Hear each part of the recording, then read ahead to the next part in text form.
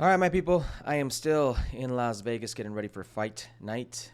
Canelo Alvarez versus Terrence Crawford. My show, Aro Nunca. It's an all-sports show. We are here for the week.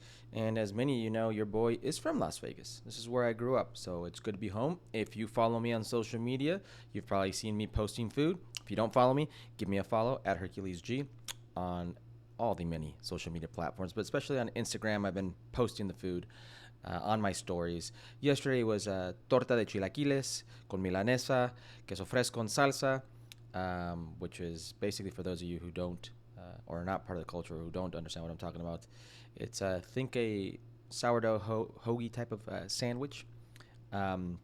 Chilaquiles, with most of you probably have gone somewhere and had brunch option of chilaquiles. On top of the chilaquiles, there is a thinly sliced meat.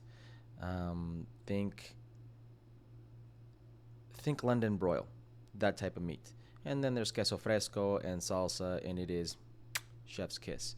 That was yesterday. Today was birria, and birria is a favorite of mine. My family's from Jalisco, and it's traditional from Jalisco. But most of you probably have had some sort of variation of birria.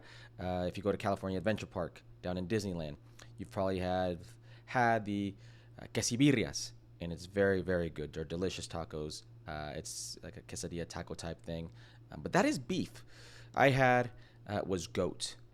It's more traditional, and it is ridiculous. That was today. Tomorrow, let's see what Mom cooks up. We will find out. Big thanks to my mom. Love being in Vegas, to say the least. I want to talk to you guys, not U.S. today, not Mexico. I want to talk Costa Rica and how they've complicated things in their quest for a World Cup. Most people would have thought Costa Rica, historically, one of the top three teams, I would say, in North America when it comes to national teams. If we think about history, if we think about league-wise, national team, what they've been able to do, a quarterfinal matchup, making a deep run, losing to Van Holland in penalty kicks, Keylor Navas, all that. League-wise, they've had some teams that have won the CONCACAF Champions League in that time. So it's a team or a footballing culture with a lot to live up to, and definitely not an easy situation they're in right now. Obviously, they're in World Cup qualifying. You would have pegged them to be a shoo-in to make it to the next round of World Cup, whether that's through repechaje, a playoff, or directly, I would be one to guess. And it's Miguel Herrera who's the head coach, ex-Mexican national team coach, ex-Club America coach. He's got a long history in professional football, long history in Mexican football as a coach, and he's a proven, I would say, winner at the CONCACAF level. Costa Rica was up at home 2-0 to Haiti. Haiti comes back, Duckins in his own. My man scored a hat trick off the bench. Minute 40, he was inserted into the game. Hat trick, and they tie the game 3-3. Listen, they're now sitting tied with Haiti. Only 2 points in 2 games. Honduras has gone out to first place in that group, and it's definitely put them behind the 8 ball in terms of results and what they need to do or make up to get to the next round of what is that World Cup quest. It's what Miguel Herrera said that is interesting to me. He says that we're up 2-0, and in 20 minutes we let it slip. Not just the score, but the way we were playing. I can't understand it. He's talking about his players here.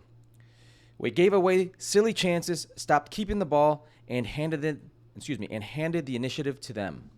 He added, I don't get why the players stopped doing the things that were working so well. Keylor saves a penalty, and there's no reaction.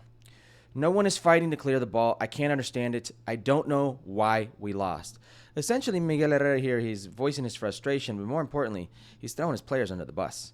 These are things you can say very easily to your players. I'm sure if you know the game of football, you know what was done. You know that nobody was there to help Keylor Navas after he successfully saved the penalty kick, and the rebound was easily contested and scored. People know these things.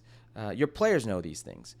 Now you've got a very complicated situation where you got to go to San Pedro Sula.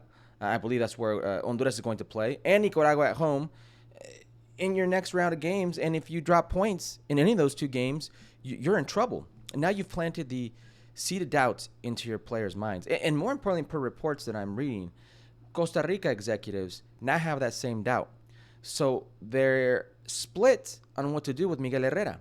There are those who are in the camp of, we got to see this through. And there are those who are in the camp and agree with the majority of the Costa Rican press where this is a disaster. This is a mess, and Miguel Herrera is not the right man.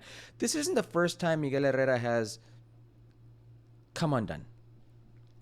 Miguel Herrera is as talented as they come in CONCACAF footballing circles. What he did with Club America, he goes down as one of their best coaches in terms of winning percentages, in terms of titles, but it's how he left. Mexican national team as well. Gets them out of trouble in the 2014 World Cup when the U.S. qualifies Mexico into the next round of that playoff qualifying by scoring a goal against Panama, Graham Susi. That allows Mexico, even though they were trailing to Costa Rica at home, to go on to that next playoff round and advance into the 2014 World Cup where Miguel Herrera takes over. And they play actually very well. They lost in World Cup second round to Holland at the time. Arjen Robben, if you know, you know, the famous hashtag no era penal, a penalty kick that gave the game away. Giovanni Dos Santos scored a golazo that game, but they played a beautiful brand. So he brings some credibility, but it's the exit.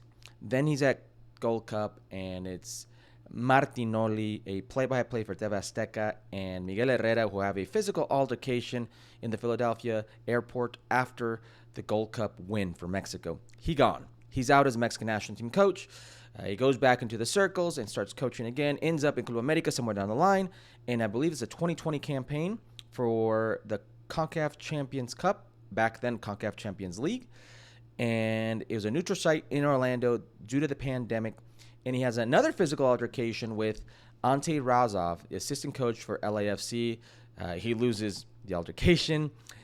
Club America loses the game. They are eliminated. LAFC ends up going to play the final against Leon, and Miguel Herrera is also gone from the equation a little bit after that. There seems to be a self-destruct button with Miguel Herrera, with El Piojo. For as talented as he is, and he is talented, for as good as he can be with tactics, and he is talented with tactics as well, sets his team up to play a beautiful brand. For as great as he can be connecting with the players, he's actually a pretty good player manager. For all these things, he has a self-destruct button. And now, Costa Rica are on the verge, if things stand as they are today, of being out of a World Cup, a 48-team World Cup. A 48-team World Cup. You saw Costa Rica last World Cup cycle in the second half of the World Cup cycle run the table. Run the table. I believe they dropped 1 point. One game they dropped points. That is it. They ran the table in the second round of World Cup qualifying and qualified to the World Cup. If I'm not mistaken, they may have qualified second, if I am not mistaken. And Panama is out. This is a interesting generation of players. Keylor Navas is back. Miguel Herrera is back to his old ways. I still feel they qualify, but man, this is just a guy who comes undone, at the worst possible times. And when I say there's a self-destruct button on him, I mean it.